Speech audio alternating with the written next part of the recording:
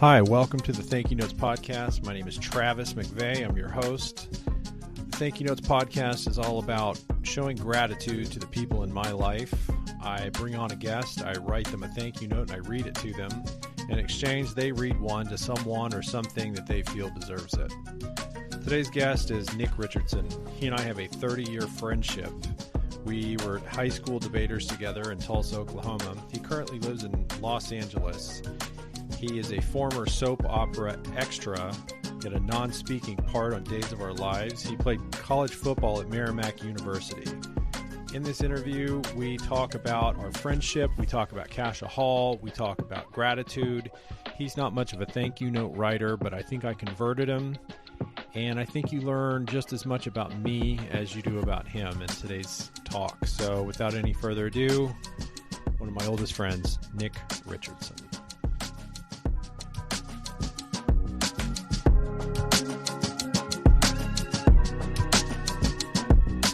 I think this is actually happening. I mean, it's happening, but I don't know if it'll stay in history. Yeah, so Nick, this is a podcast attempt number 2. You can hear me, I can hear you.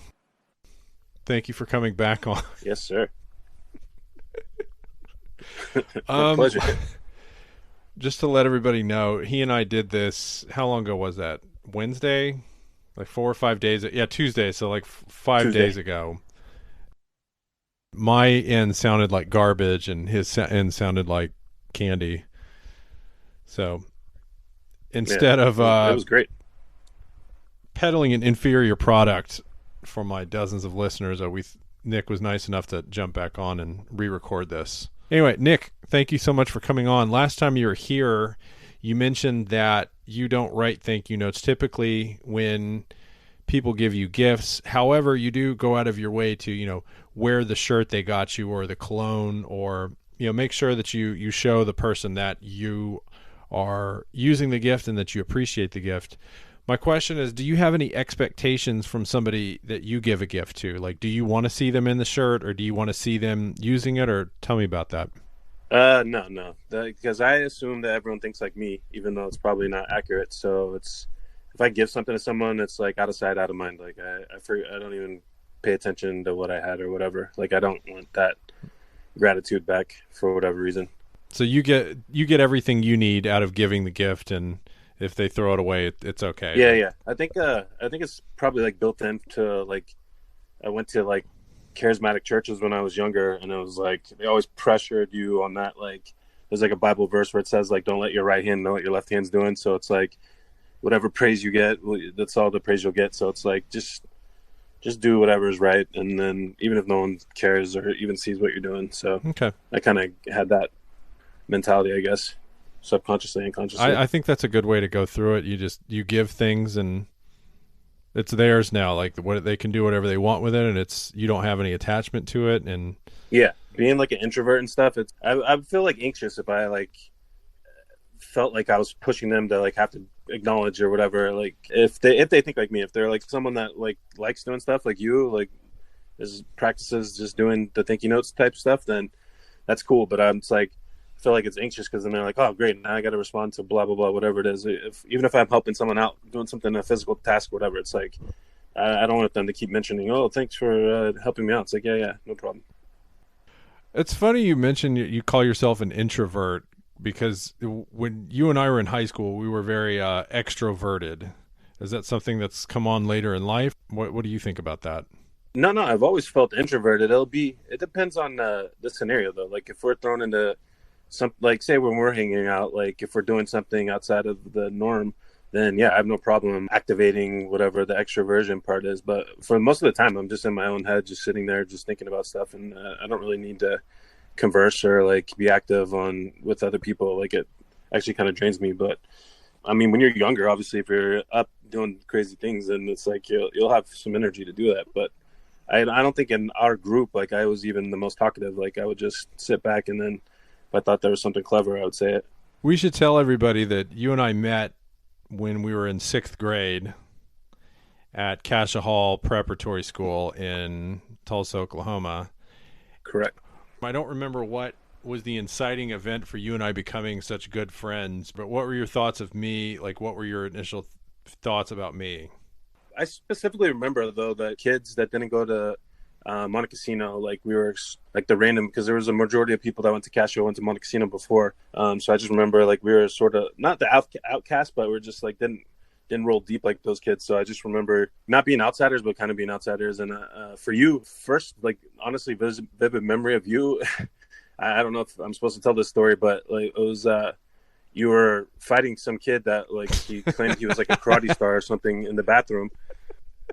I didn't even know what was going on. I just saw a bunch of people like crowding around the bathroom. And I look in and I saw you in there and I saw that kid and I was like, I didn't know if you were getting jumped or what was going on, but then all of a sudden you just started wailing on this kid. This kid, like, he tried to do a roundhouse kick at you and like lost his shoe and you were beating him with the shoe. And I was just like, oh man, Travis don't mess around. Like, it was pretty funny because we're like, I always do it. You're a smart person and everything, and it's like, wow, like Travis doesn't mess around. So that was like my first vivid memory of you, to be honest.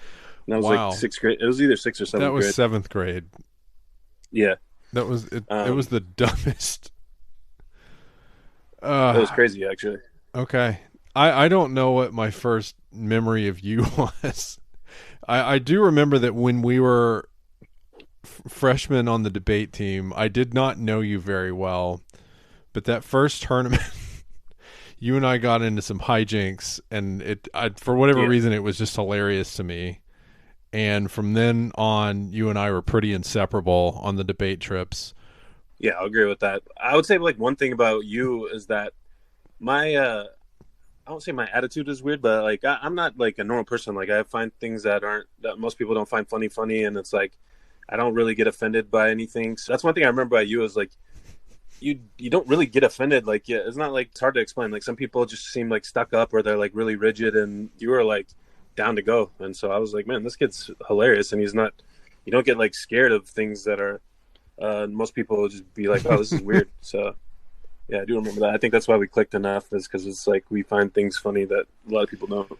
I guess I'm also pretty introverted, like you said. I did feel excluded, and I felt like an outsider because I did not go to Montecasino.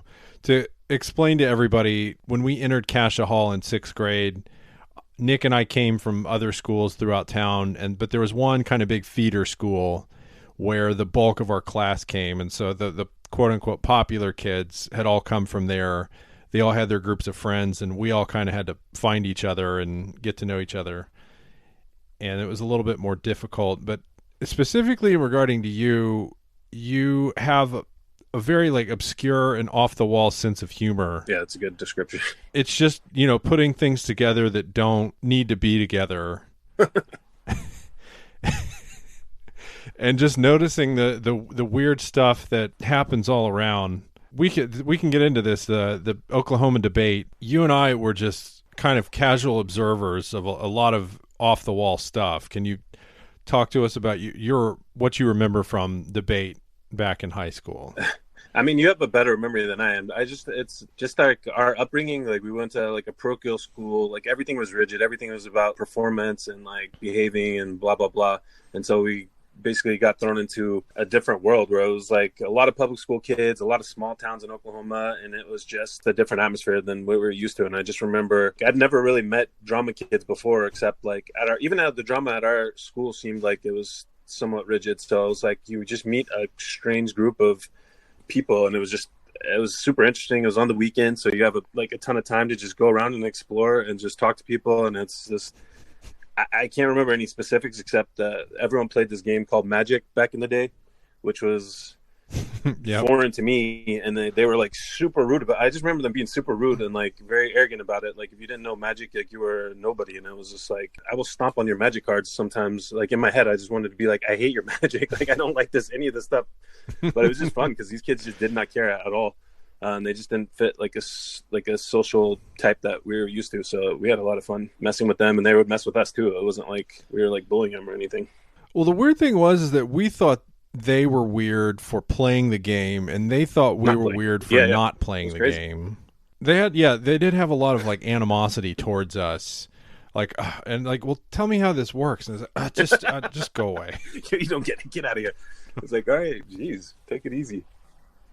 My wife, when I told her I was going to do this podcast and speak to people from Cascia or like high school and everything, she's like, you can't fill this thing with inside jokes. Yeah, that is a hard thing. Like, but I do want to explain one inside joke that you and I have, and I don't really even know how this happened, but can you talk about the phrase "I want your life"? that's it's been such a long time. Like, I feel like I honestly don't remember. I remember someone saying that to somebody else, but I don't know who it was to or what was it about. Like, you might know more than I remember. So you came up to me. I was sitting there, minding my own business, and you come running up to me. You say, dude, you got to hear this. I was like, what? And she said, there's girl is like sitting on this bench with this guy, and I was just out there before my round, and she's just sitting there talking. She's like, oh, I love you so much. I think you're so cool. I want your life. Yes, I do. I remember that, but I don't remember who it was. Like, did we know them? Did I say who it was? No. There was these random kids from, somewhere, Sapulpa. Yeah. Ponca City. I don't know. Yeah, we did that. That was our running joke for a long time. We must have said that to each other 10 times, and we'd always see that kid walking down the hall. Hey, buddy, I want your life. And he didn't know what we were talking about. Oh man, those are good times. High school is an interesting time. You ended up having to slow down your debate because you became a football star. Isn't that right? Yeah. That wrecked my debate career. Although I still can say that I was the first novice to win a tournament, so that's one thing I'm going to keep with me for my entire life. Well, my debate career took off when you started focusing more on football. Yeah, I can imagine that.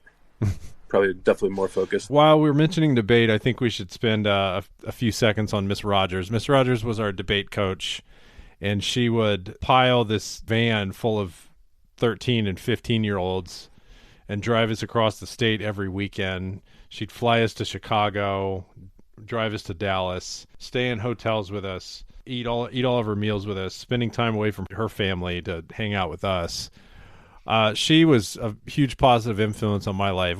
Say something about Miss Raj. What did she mean to you? She did put up with so much nonsense from us, but she was like one of the few people, especially like in education and like leadership roles in our lives, that didn't squash our creativity. Even though we were kind of crazy and reckless, we weren't doing drugs, we weren't really damaging anything. We were just off the wall goofballs, and we would take liberties with certain things that we wouldn't otherwise get to do. And it wasn't she would reprimand us and stuff, but she wouldn't squash our creativity, which is one thing I really appreciate.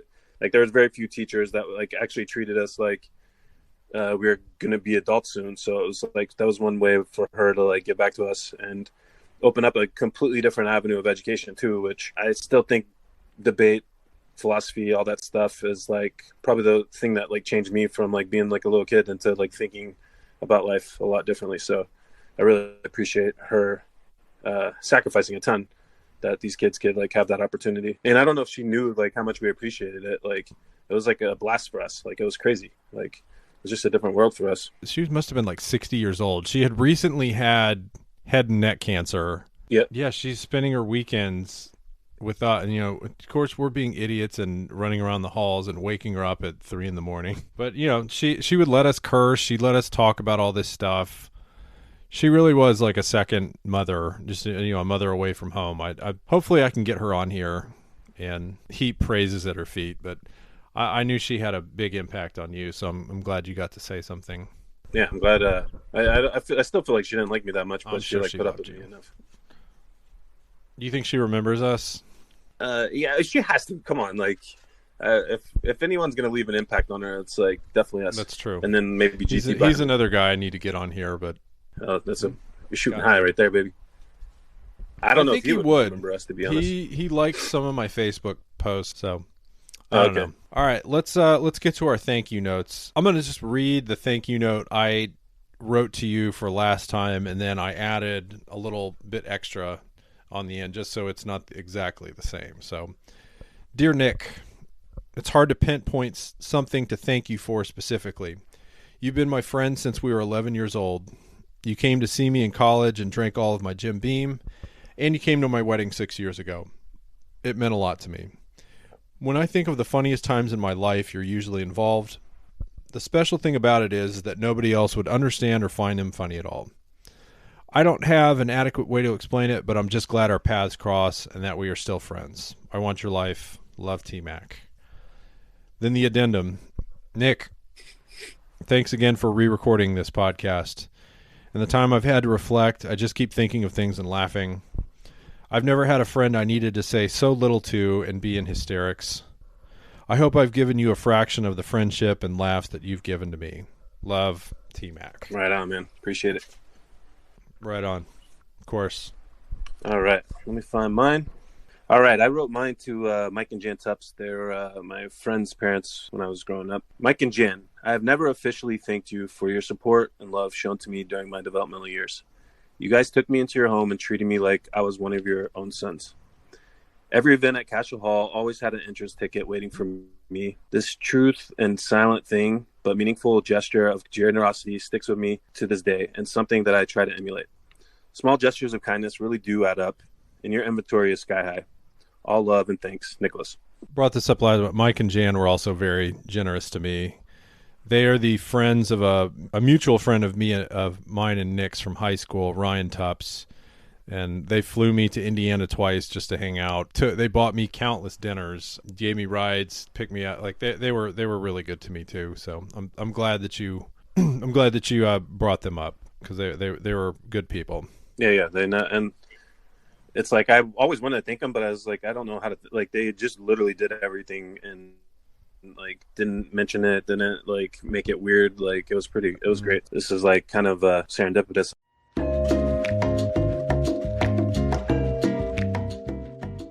Hey listeners, it's Travis again. This is the part where Nick's call dropped off, and there was about a 10-minute silence while I waited for him to get his phone back in working condition.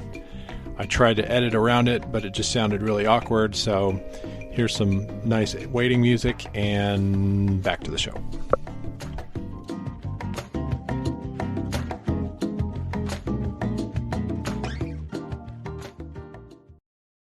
Last question. Why do you not like Ted Mosby so much?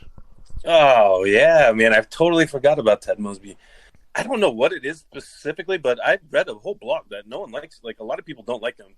Like, I'm not surprised that you like him, but there's a lot of people that don't like that guy. He was just something about him. His face, his arrogancy.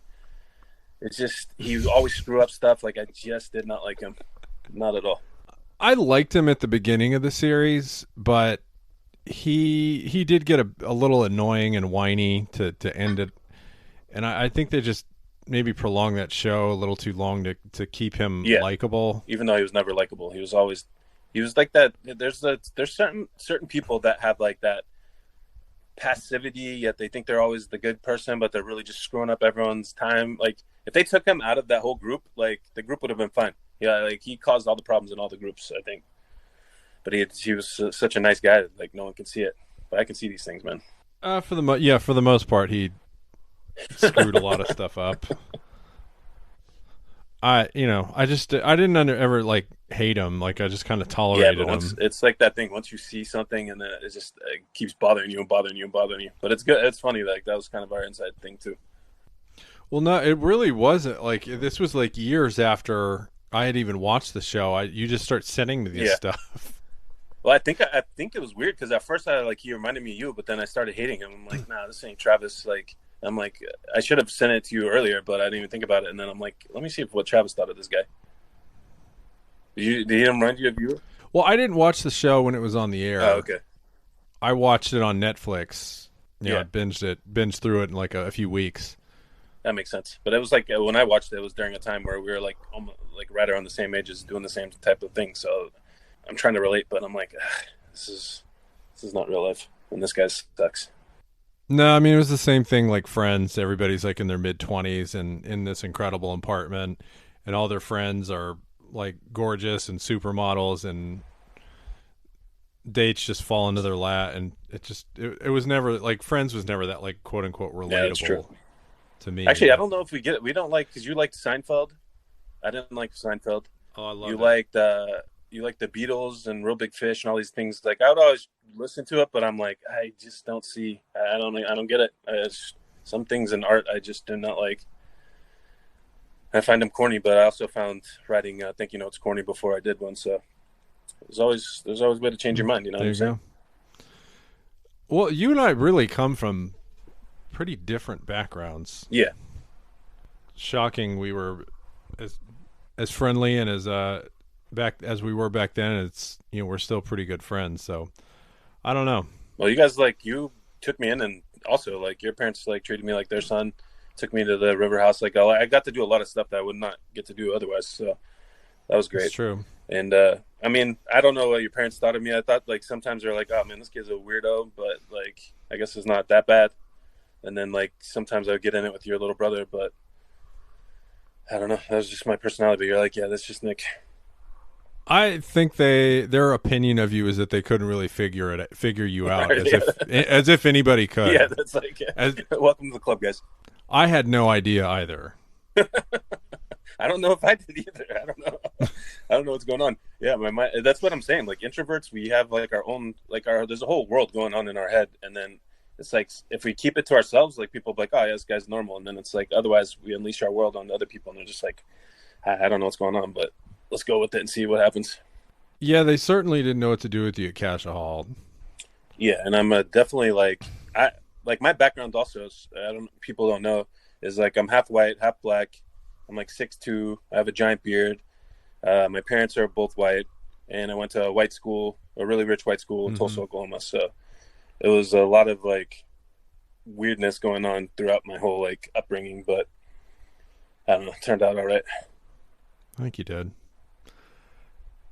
I guess we should get any final thoughts in before this thing crashes and burns. Yeah, you're right. The final time. No, I appreciate that you're doing this. It's definitely something I'm going to add to my ethos. And it's super simple. Like, I like one of your podcasts. I'm not sure which one it was, but you just said, to sit down, take 5 minutes, and you can write a thinking note. And it's like, in my personal life, I don't think. I mean, that's one thing I mentioned on the other podcast is I do have like a box full of like thinking notes, cards, and stuff. So as much as I thought it was corny, it's like I actually do keep that stuff. So it is kind of cool. Like, I think I'm gonna throw it in, and like, I think people appreciate it. And even if they don't appreciate it, it's cool for me to get to do, and I get to reflect on certain things I would have just bypassed. So I appreciate that. My first convert. I love it. Good job. Well done. All right, Nick, it's been real. All right, man. This will be the hardest one to edit. I hope it works out. If not, let's do round 3, buddy. I'm game. All right. Let's talk later. Bye. He's a loose cannon, that one. He never ceases to make me laugh. I really enjoy being that guy's friend. And I also enjoy making these podcasts. Thank you to those of you who see me in person and tell me that you enjoy listening to them. It just makes me want to make more. I've got a special one planned for the next one. So thank you again for listening. Write a thank you note, say thank you, and we'll see you next time.